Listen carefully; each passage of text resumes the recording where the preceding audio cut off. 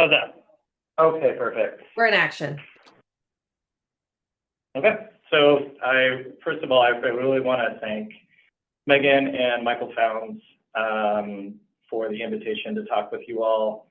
My name is Andy Martin. I work for the Corps of Engineers Portland District up in Oregon. We manage most of the western half of the state's basins in one way or another, the regulated basins anyway, and share some of that responsibility with the Bureau of Reclamation, and then also have some roles in the east. But so it's not a one-to-one west side, east side of the state split, but it's close. And I'm going to be talking to you today about the Willamette Basin, which is where I do most of my work, and then about some research and development projects that are going on in the Willamette Basin, along with some regulatory priorities we have to support our ecological mission and our fisheries mission, and how those could support aquifer recharge within the Willamette. And just before we get going, we have a couple of photos on the title slide here. One, I'll start on the very right-hand side. Two of our dams that are part of the Willamette Valley system of dams. We have 13 reservoirs. We'll get into that in a moment. Those are Blue River Dam, you see there, and Cougar Dam. These are a little bit older photos since these were taken. We've had some fairly high-intensity wildfires near both, so it's not quite as green and Pacific Northwesty looking near those dams anymore. But just downstream, we have a really important development that was not funded by the Corps. This was a local partner initiative to do some floodplain restoration, right, basically downstream of Cougar Dam, and then between there and the confluence with the Mackenzie River, which is one of the major tributaries in the Willamette. So this picture just happened to be on a gorgeous day back in April of this year. You see some of the spring vegetation coming out, and just the state of this floodplain restoration project is generally we have water spreading out, beautiful clear water from that particular tributary, and we have a lot of constructed large wood structures in there to aid in kind of keeping that water connected with the land surface and connected with the aquifer too. Just a quick outline of what we'll be talking about. I want to talk to you a little bit about what the Corps does in the Willamette Basin, give you a high-level overview of the potential for managed aquifer recharge in Oregon, and why we think it especially makes sense here in the Willamette, at least from a water management operations standpoint, if not always from a geologic standpoint. I'll talk to you about two of those research projects that I mentioned. One's the Sustainable Rivers Program, and then the other is Forecast-Informed Reservoir Operations, which many of you in practice in California might already be familiar with. And then close with a case study of how all of these are coming together in the Mackenzie watershed. So let's just talk about the Willamette Valley and the Willamette Valley system of reservoirs first. So on the left is a map of the Willamette River Basin. All the way up at the top in sort of the red box up there, that's Portland. That's where I'm talking to you from. We're almost at the northwest corner of the state, and where the Willamette River, which flows northward from its headwaters in the Cascade Mountains to the Columbia River. So Portland is just above the confluence with the Columbia River. Number of other important communities like Salem, the state capital, Eugene, and Albany, which are also fairly large towns. Eugene also has the University of Oregon, and Corvallis, which is not on this map, but has the university, or Oregon State University. Also, the Willamette either flows through or directly next to all of those communities.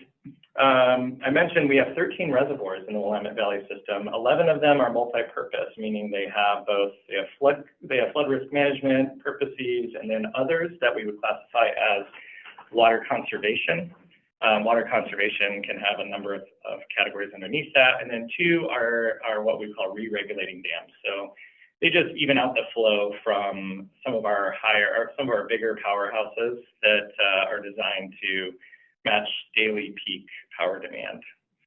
Most of these dams are high head, meaning that we don't have effective fish ladders to get the adult salmon that need to access spawning grounds ahead of them. Those don't work here. So instead we have adult fish facilities, which basically attract the fish and then put them in a large truck and take them around the dam. The headwater spawning facilities. 8 of our dams have hydropower facilities, so the majority is part of the Columbia River system. Hydropower, largely coordinated by Bonneville Power Administration in this region. All Willamette Valley dams operate to support a bunch of competing purposes. The primary axis of that competition is often water conservation and flood risk mitigation. Also do so in a complicated relationship because they have individual purposes for each of the major tributaries that they sit on. We're going to talk about those as 5 here: the Santiam, Long Tom, McKenzie, Post Fork, and Middle Fork Willamette. But they also have system-wide purposes for both flood risk mitigation and for water conservation. The inset pie chart there tells you about how the conservation storage is distributed among each of those 5 major tributaries that are color-coded. I'll just remind you that we're going to talk more about the McKenzie later. So you can see that McKenzie is fairly small in terms of the overall system storage at only 14%. I'm going to try to, after this point, I'm going to try to ignore storage, built storage for the most part, and then instead talk about runoff and when the runoff occurs, which is probably more important for MAR in general. The Willamette Basin also contains, just kind of giving you the Chamber of Commerce description here, about 70% of Oregon's population, over 170 different varieties of crop and livestock products. It's been a major agricultural region ever since Western settlement. There's a distinct American viticultural area, the Willamette Valley AVA, with 11 subregions. Within that, it's well known for Pinot Noir. 3 federally listed endangered salmonids. 2 of those are anadromous, so meaning that they need to get past our dams to get to the ocean and back again to spawn. And generally, fishing is a big deal culturally here. So we have prize sport fisheries for those salmon species, steelhead trout, many different subspecies of salmon, and rainbow trout. And I'll just say that this is the birthplace of what we call drift boat fly fishing. So using kind of something that looks kind of like a rowboat to just kind of float down the river and stand and cast into all the different nice fishing holes on the river, if you've ever seen examples of that. That was first practiced in the Willamette. We have 8 congressionally authorized purposes for our reservoirs. I mentioned flood risk management already. I also mentioned hydropower. And then the other conservation, water conservation purposes, we classify among navigation, water quality, irrigation, municipal and industrial water supply. Even though that just says water supply there on the slide, that's really, water supply encompasses irrigation too. So on this slide, we mean the city suppliers and industry, recreation, and fish and wildlife. And from now on, I'm going to talk a lot about that fish and wildlife purpose and some about irrigation and the other water supply, not so much about the rest. This is what we call a water control diagram looks like for most of our Willamette facilities. So if you've seen any of the FIRO-related talks that might have come through the LunchMAR series, often those introduce you to the concept of rule curve.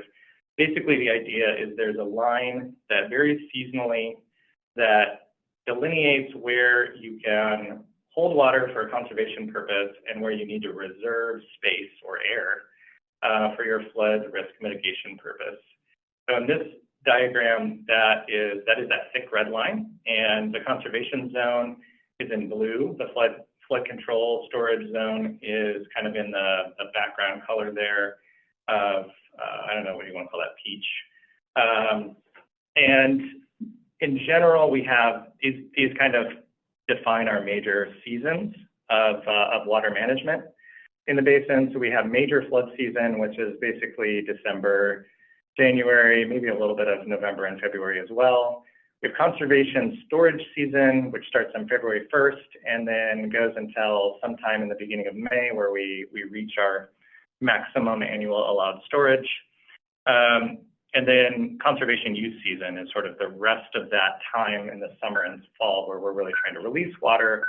Most of our conservation uses in the Willamette are downstream. We don't have anybody directly drawing from our pools in any meaningful amount. So we're always managing our releases for some of those downstream defined needs. That'll be important as we kind of move through the rest of this. The other thing that I really want to point out about this, which is fairly different if you're used to water management in California, we're required to draft all of our conservation season storage every year. So that rule curve goes back down to 0 conservation storage at all of our dams, all the dams in the Willamette, by December 1st, meaning that we start every year with no conservation storage. We don't have anything carried over. We have to rely entirely on the spring refill to get us up to whatever volume we're going to need for the summer and fall. This also points to an opportunity, I think, in the category of managed aquifer recharge, at least as it has to do with reservoir operations. So we have a lot of this wintertime runoff that we're not using for conservation currently. We're not storing it. This is a diagram of our average annual runoff compared to some other large managed river basins in the western United States. You'll notice I have Sacramento, San Joaquin on there. We're really similar in total annual average runoff in the Willamette Basin to the combined Sacramento, San Joaquin system, but we have much less storage capacity in our reservoirs. So a lot more of that ends up getting passed on downstream as a result. This is what that looks like seasonally. So we're just looking at kind of the historical range of runoff. The left y-axis here shows you the monthly average unregulated runoff. And then on the right, I have kind of a mini axis on the lower right-hand side showing you what the system-wide conservation storage is, with that black line showing you the rule curve for the system. And you'll notice that in the season where we get the most of those flows naturally from the watershed, we're not really allowed to store any of it. We have to wait until beginning of February and later, when we expect less runoff, to be able to use any of it. And as I mentioned in the last slide, we're only really storing a small fraction of it on an annual average basis to begin with. The state of Oregon is becoming more and more concerned with water supplies in the western part of the state.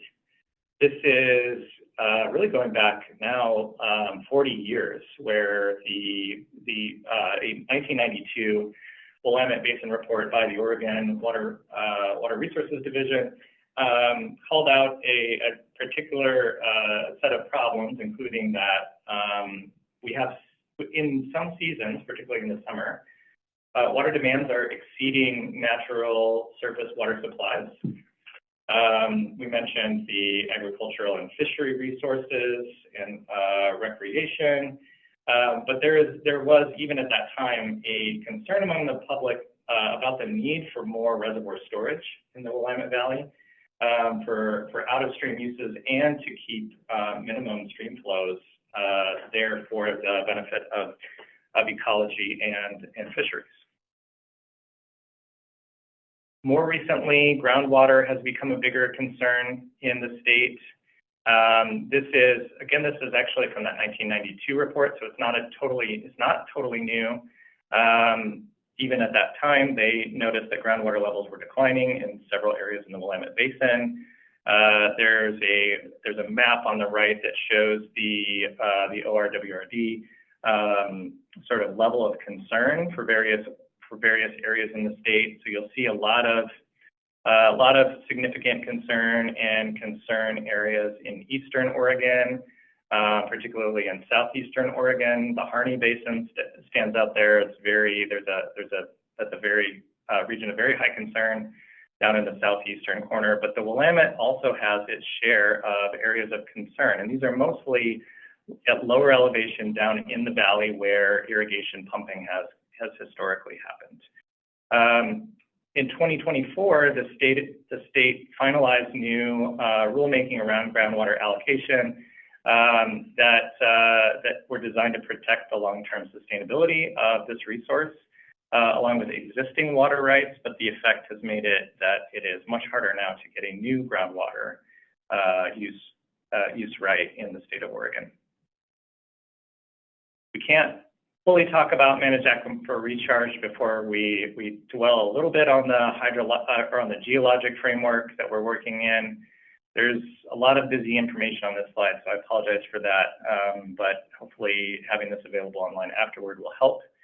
On the very far left, we're showing kind of a map of which major aquifer is surface-based for various parts of the Willamette Basin. You'll see by far that is mostly in purple there, so both the Coast Range Mountains and what we call the Western Cascades over toward the center and eastern part of this map are very non-porous. They mostly produce runoff and not recharge.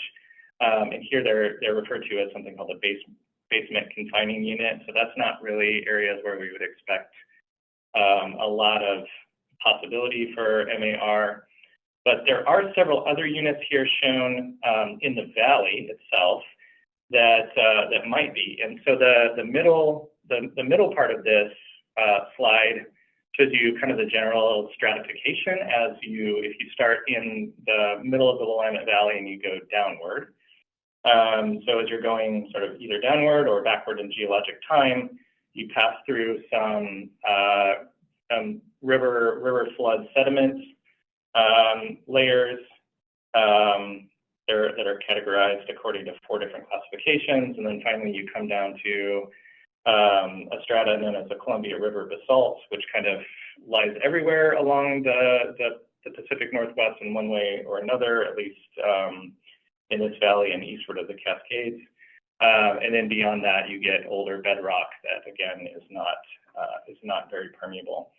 There's just one parameter that's important to know about these various hydrogeologic units: horizontal hydraulic conductivity, which kind of gives you a kind of a general sense of what the maximum flow of a pump of an irrigation well or a well generally you might expect. It's highly related to that parameter. And kind of the upshot here is that there's really 4 of these sedimentary units. It's sort of like more recent in geologic time sedimentary units. And then the Columbia River basalt unit that are really considered to be most promising for MAR. And I'll mention that there is an existing study looking at the feasibility for MAR in Oregon. It was done in 2009, but the state is working on updating that at the moment, and that's our partners in the state are sort of partway through that. And I think that that would be a good resource as that becomes available. Regulatory framework. So how is MAR actually practiced in Oregon? Well, basically there are 2 ways that it's done currently. For one, you have a state program called artificial recharge. That's on the left-hand side. This is what I would typically think of as a LunchMAR or what the solution that's been associated with FIRO. This is usually occurs where you have an unconfined surface aquifer. You can set up a spreading basin, set aside some land for a spreading basin, and then that infiltrates down into the aquifer system below ground. The other method on the right is called aquifer storage and recovery, and this always utilizes injection wells to pump water down into a confined aquifer, most often a confined aquifer that's a little bit further below the surface. They each have fairly strict water quality requirements. So on the left, recharged water, you have to be able to demonstrate that that is not going to degrade the water quality of the aquifer itself. On the right, it's even more strict. The recharged water has to meet municipal drinking water standards in order to be direct injected. And there's different permitting frameworks for those as well. In the Willamette so far, this is just kind of a list as of, I think, last year or 2 years ago of the different completed permits for each type. And you'll look at, as just a quick perusal of this list shows that the ASR, or that direct injection method, has been quite a bit more popular within this basin to date. And so there's a number of smaller projects, mostly by municipalities and drinking water providers that are looking at that particular application. I wanted to get into a little bit about the Sustainable Rivers Program and what that is. We're going to be talking about ecological flows, and that's what the State Sustainable Rivers Program in the Corps of Engineers is about. The Sustainable Rivers Program, or SRP, is a nationwide partnership between the Nature Conservancy and the Corps of Engineers. This shows you a map as of, I believe, 2024 of all of the places where a Sustainable Rivers Program project exists in different rivers throughout the continental United States. You'll see that the Willamette Basin is up there. I think, no, never mind. These are not in chronological order. They're not in alphabetical order either, so I'm not sure why Willamette is number 4 here. But Willamette was actually fairly early on in the evolution of the SRP program. So the Willamette SRP has been active now for about 20 years, maybe just shy of that at this point. The mission of SRP and objectives are here. I'm just going to point out that one of the founding objectives was the implementation of environmental flows, which are defined either the quantity, timing, and quality of flows required to sustain ecosystems. So in general, the way that this works is target ecosystem benefits are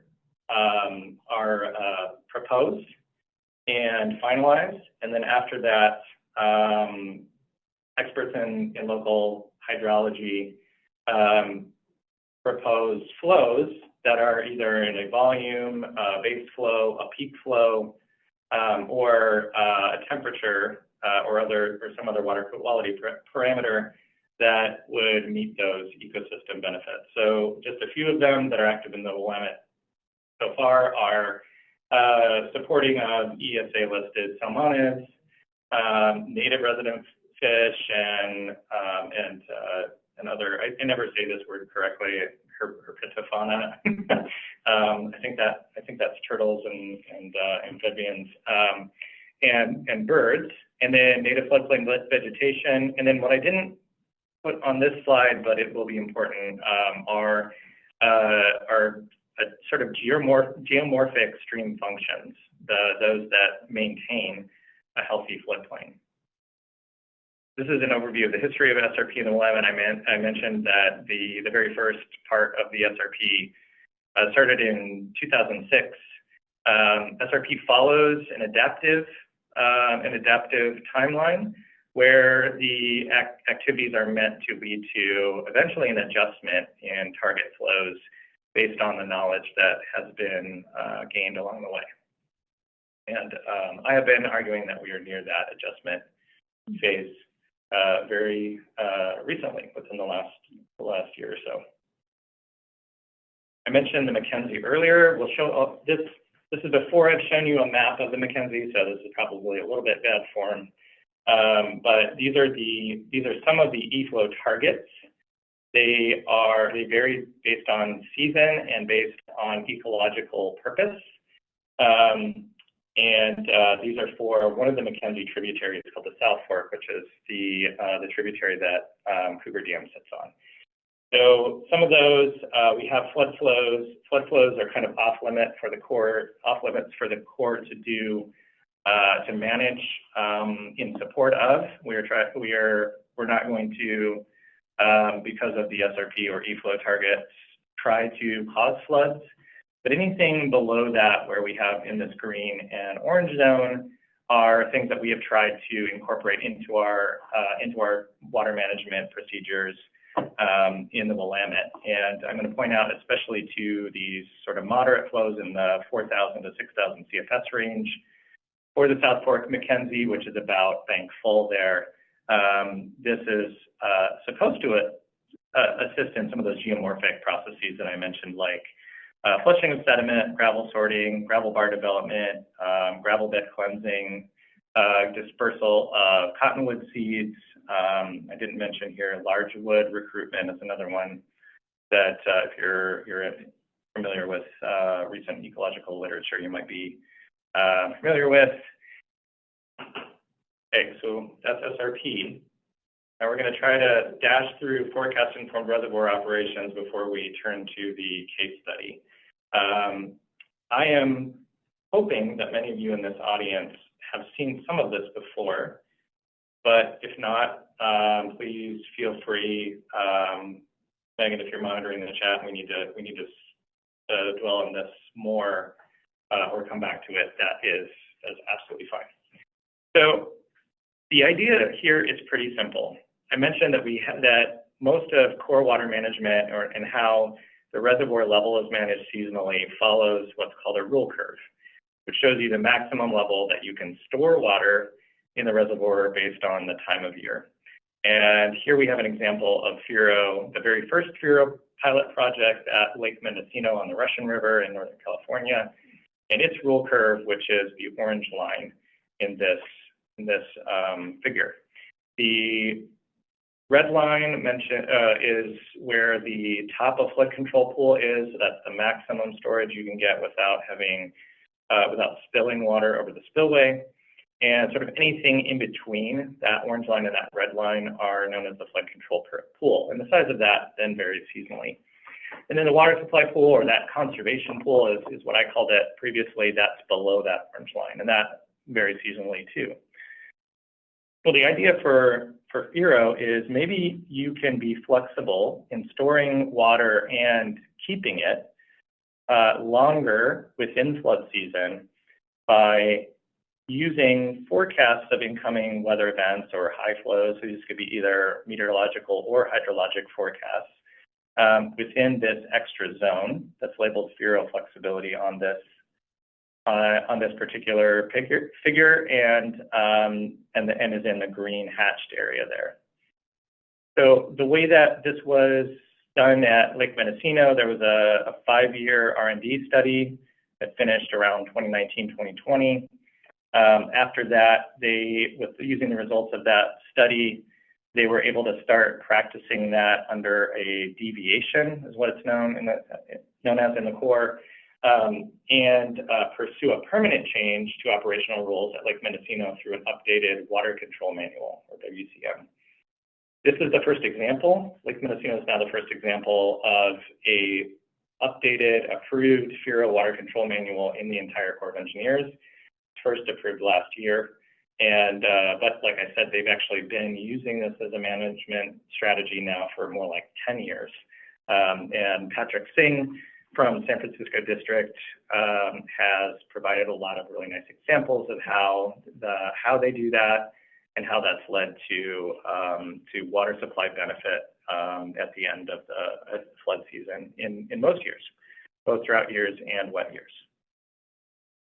To understand, this is maybe a little bit, we're going to go through this a little bit, but to understand how FIRO works, you need to understand traditional flood operations.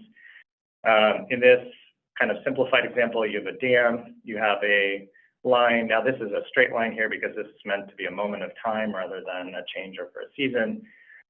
where you have a delineation between your flood pool, which is, as we mentioned before, is air, and your water supply or conservation pool, which is the water level behind the dam.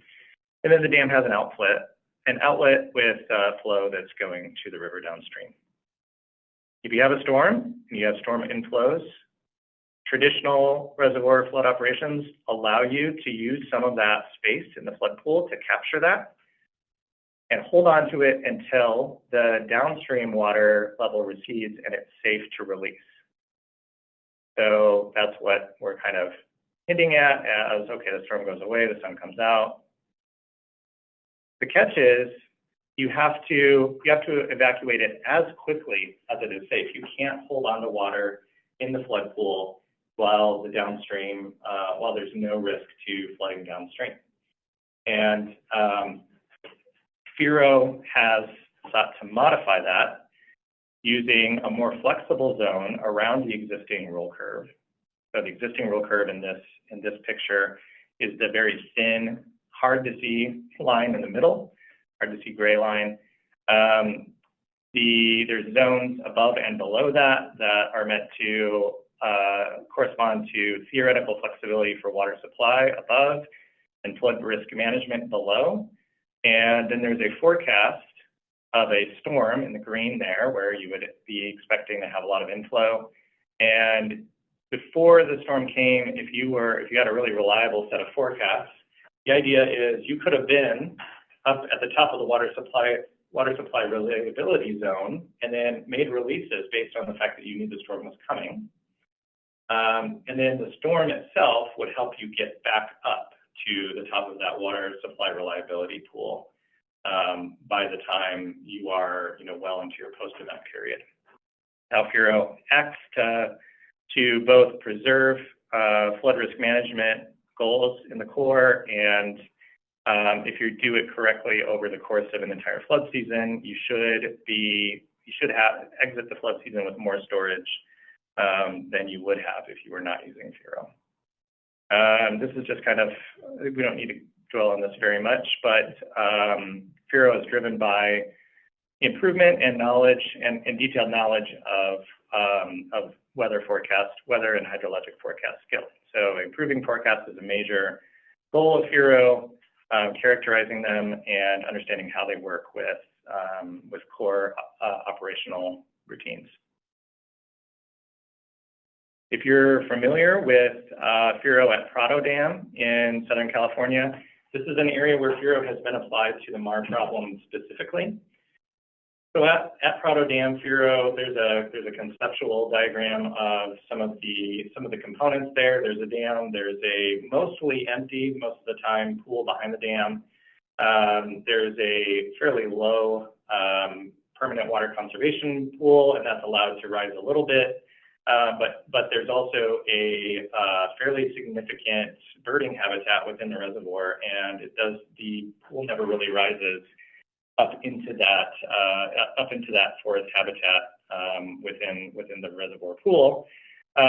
FIRO has acted to allow the reservoir to be within that band between, here it looks like the dark blue and the light blue on the figure more often based on when forecasts say it's safe to do that.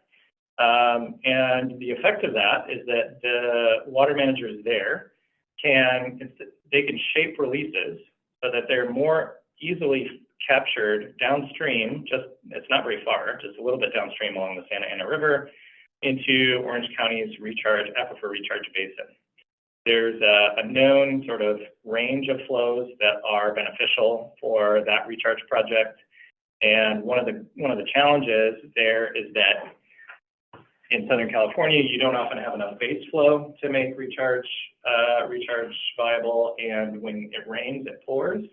So often when they're making flood releases, it's too much water for the recharge basin to be effective.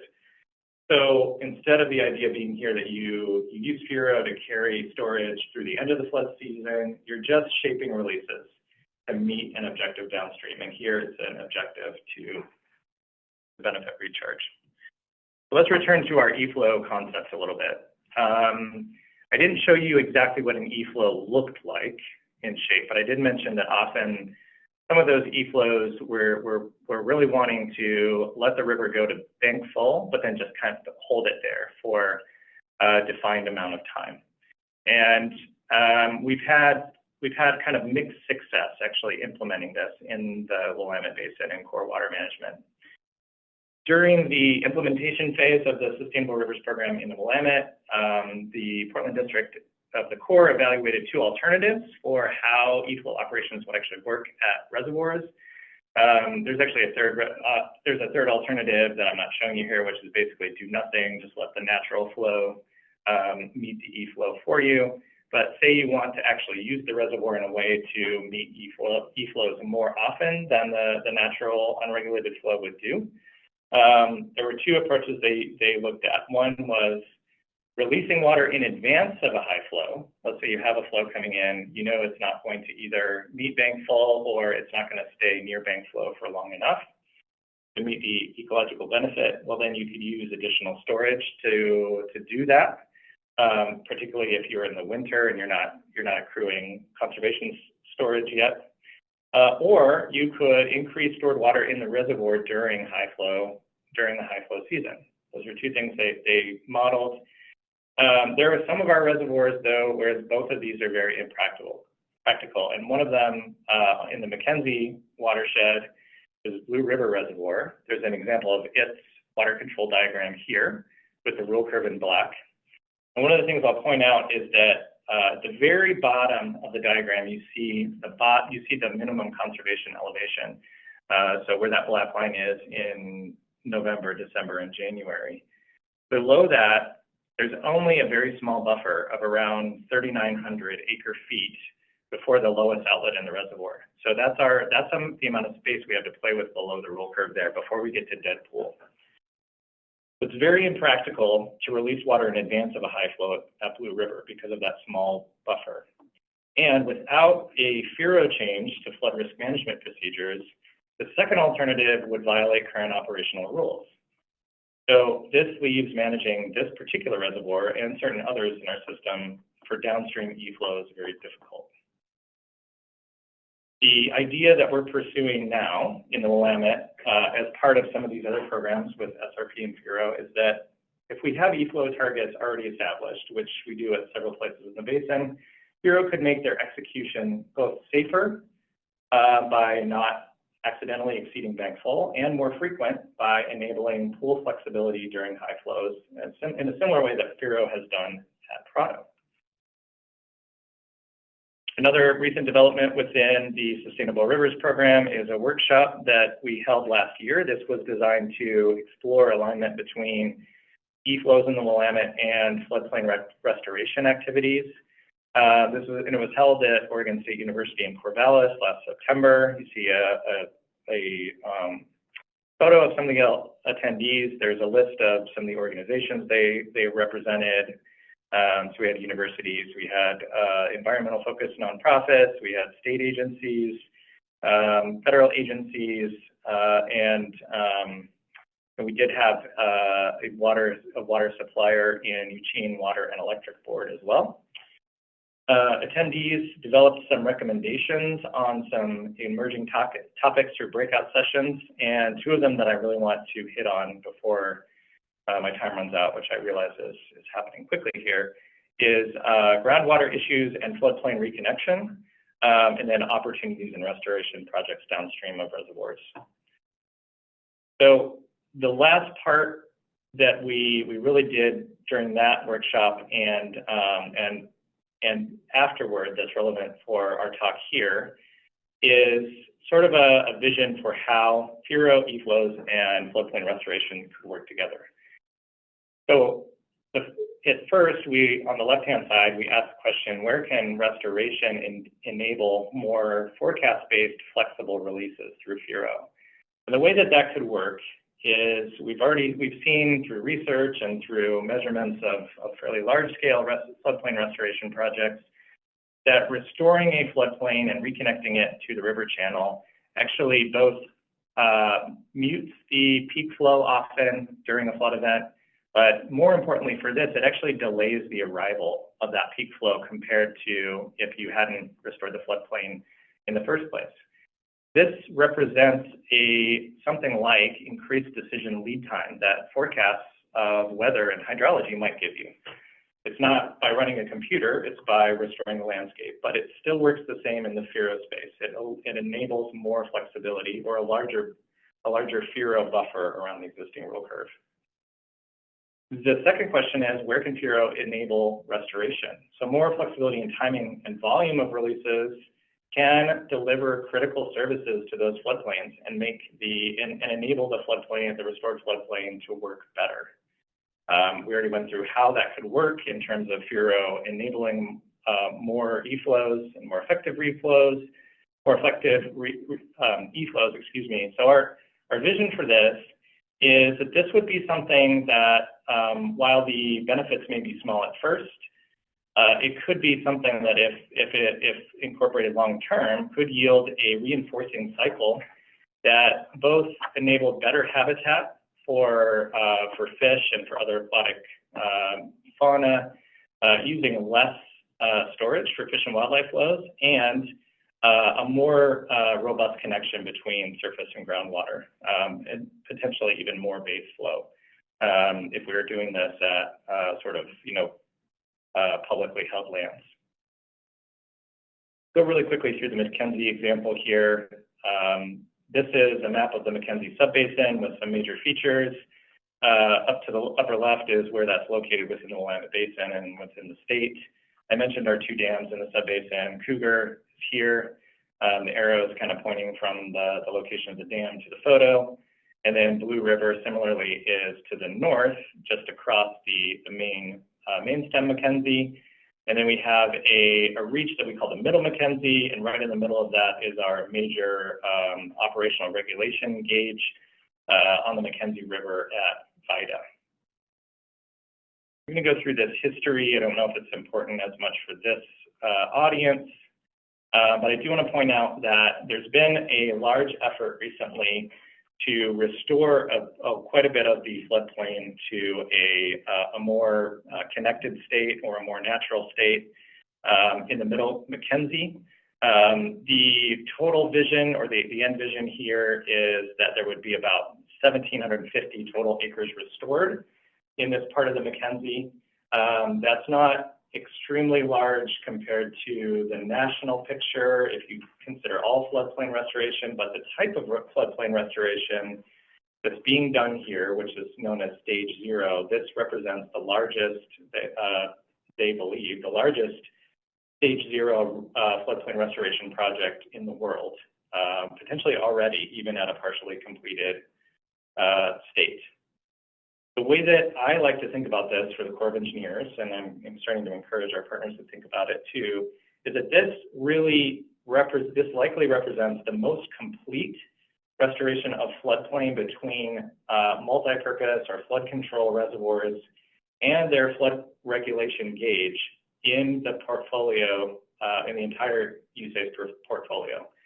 So if we're talking about the entire floodplain between Cougar and Blue River Dam and that flood control point at Vida, this is, most likely more than half of the entire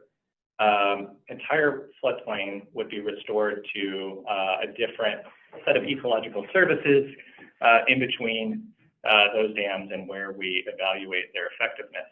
But it has the potential to impact our missions in flood risk management, fish and wildlife, water quality, and water conservation. One of our key motivations, both for restoration and for E-flows, is the knowledge that dams dampen the hydrologic cycle. There's a couple of just figures that kind of bring that home here.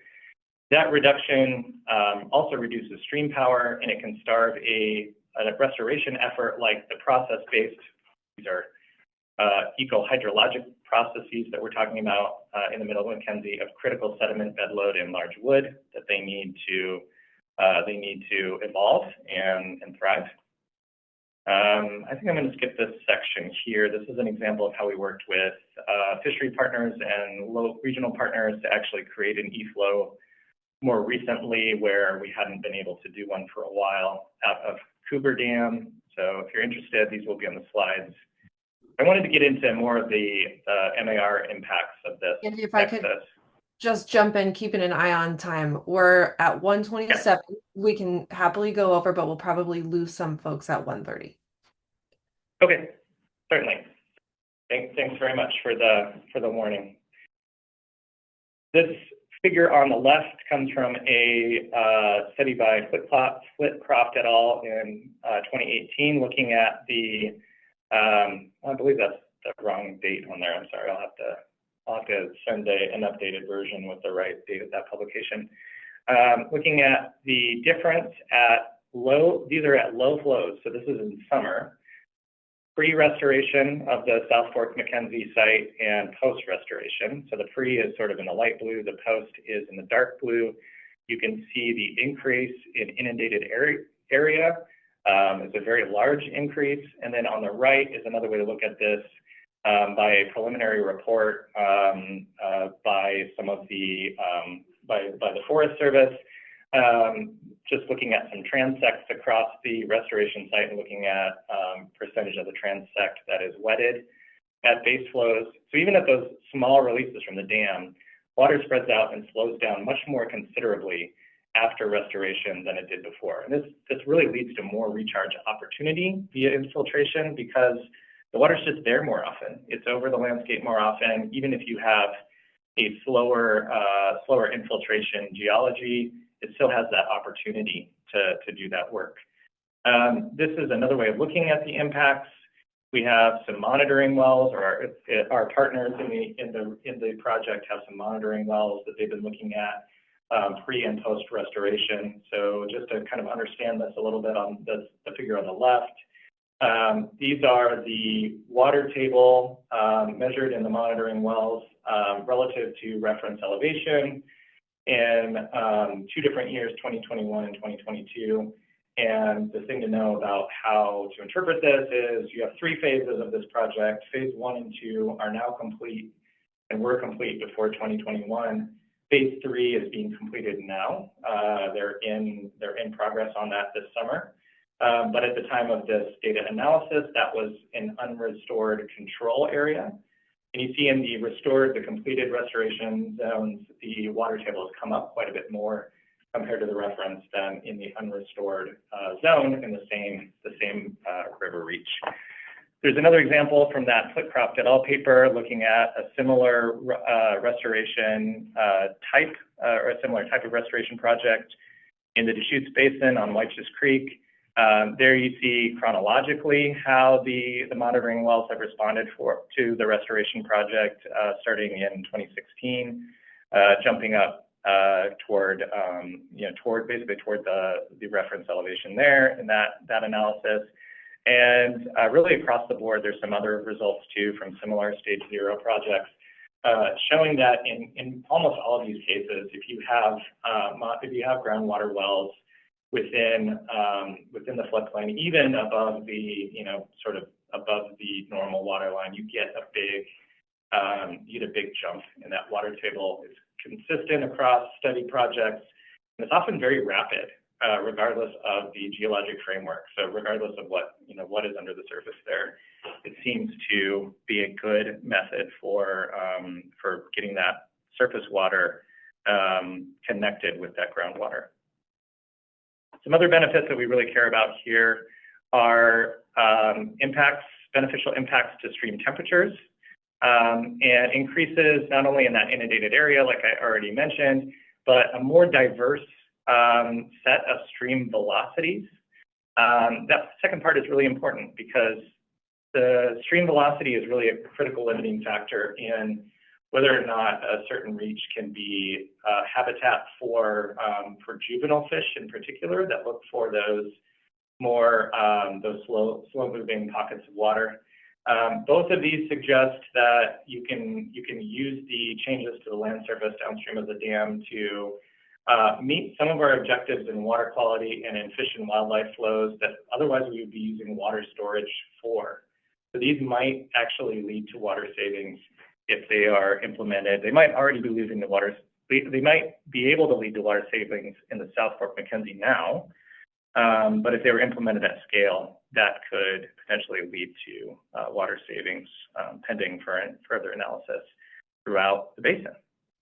I just have some closing thoughts here, and I want to thank everybody who has hung on for bearing with me.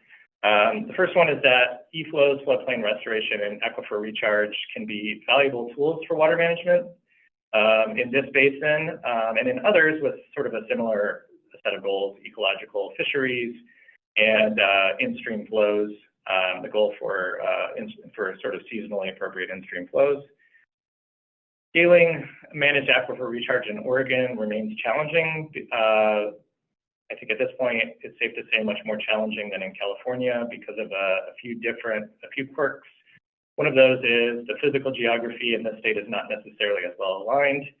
And then we also have a different regulatory framework here. But as I mentioned, the state of Oregon is continuing to study ways to grow the two aquifer recharge programs that already exist, AR and ASR. We mentioned how FIRO can lend flexibility to downstream flow goals. That could be ecological flow goals or aquifer recharge goals, and in some cases they might be aligned. That's been demonstrated in Southern California in the Santa Ana watershed, and we've at least identified the need here in the Willamette with respect to e-flows and whether or not those are feasible at all dams in the basin. And floodplain restoration has really accelerated in Oregon in the past 2 decades. The stage 0 type that I briefly reviewed here is rather more new, but it has potentially reached a scale to impact our actual water management mission in that one part of the Mackenzie, just in that system between those 2 dams and the Vida control point. So I think at this point, I'll leave you with this thought. I don't think we're really ready in the Willamette Basin for regionally impactful managed aquifer recharge or underground storage, as I wrote here, yet. But the pilot of how we're bringing these elements together in the Mackenzie represents a test bed that I'm excited for to look at an additional tool in Oregon that we could potentially deploy on public lands or lands held in public trust that might be outside of the 2 water certificate programs already grown in the state. So with that, I'll hand it back over to you, Megan. You can tell me if we have time for discussion or anything else. Andy, thank you. And thanks also, folks, for sticking around with us. Maddie did send one question via chat, and I see Maddie's still on with us. So if you would be so kind, we could at least take Maddie's question. I know we're at time, but Maddie says, particularly, Absolutely. Yeah, okay, great. I'm just going for it. Maddie says, particularly for Prado and other California projects, are you familiar with how the water rights are addressed for FIRO-MAR? Specifically, whose water are the flood releases that are recharged? I am not familiar with how that works in California, and there isn't any example of altering reservoir operations to benefit either AR or ASR in the state of Oregon. So my guess is that somebody within California has at least thought about that and has a good answer. I don't have that answer, but I think it is something that potentially needs more fleshing out, at least here in this state. Excellent. Folks, we're at time here. If anybody has a burning question and you want to share it in chat or come off of mute and engage with Andy, you're welcome to do so now. We have a short window for that. Otherwise, we're going to post Andy's recording to the LunchMAR Hub, the FloodMAR Hub, as always. And we thank you for joining us this afternoon. Andy, that was a really rich and robust presentation. We really appreciate your time today. Thank you.